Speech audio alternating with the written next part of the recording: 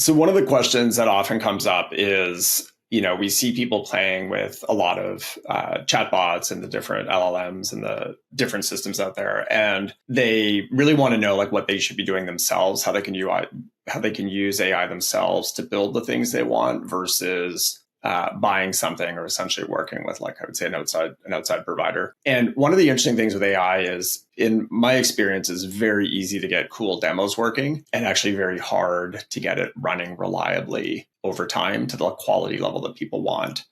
What we would call in production, like in real world environments. So you'll often see these on news articles and everything where there's this like amazing quick prompt and the system generates all this great information and you're like, that would be fantastic. And what we've seen is, as the data sets change on the input, like in our world, if meetings go very long, if they're very short, if there's 10 people in a meeting, one person in the meeting, all of these variables change quite a lot around kind of the quality and output that you'd expect. And so I think it's really good for people to be playing with these systems as much as they can to get an idea of what they're possible of, an idea of like how this may accelerate their businesses and help them out. But I would say for the vast, vast majority of people, finding a partner that you can work with that both will track the changes of the AI world, because things are changing extremely quickly and things that were very hard to do 6 months ago are becoming much easier now, as well as